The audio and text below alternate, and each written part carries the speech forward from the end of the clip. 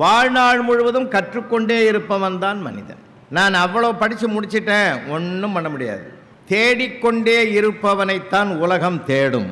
நான் என்னைக்கும் என் அறிவை வளர்த்துக்கிட்டு தேடிக்கிட்டே இருக்கணும்.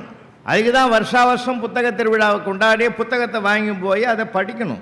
அடுத்த வருஷம் இந்த புத்தக கடைகளில் என்னென்ன புதுசாக வருதுன்னு யோசித்து வாங்கணும். கற்றுக்கொண்டே இருப்பவன் தான் மனிதன். கற்றது போதும் என்பதுன்னு அல்ல. பறவைகளுக்கு ஒரு 5 அறிவு வரைக்கும் இருக்குது, விலங்குகள் பறவைகள் எல்லாம்.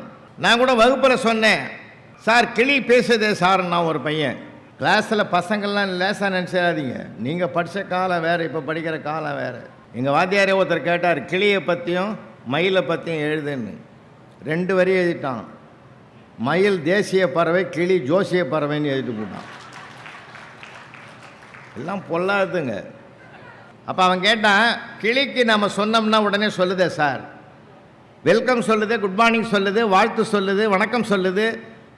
நான் சொன்னேன், நாம் சொன்னதை கேட்டு சொல்லும்டா கிளி, ஆனால் கேட்ட சொல்ல இன்னொரு கிளிக்கு அது கற்றுக் கொடுக்காதரான்னு. அதுதான் அதனுடைய இயல்பு. மனுஷன் ஒருவன்தான் கற்றுக்கொள்ள வேண்டும், கற்றுக் கொடுக்க வேண்டும்.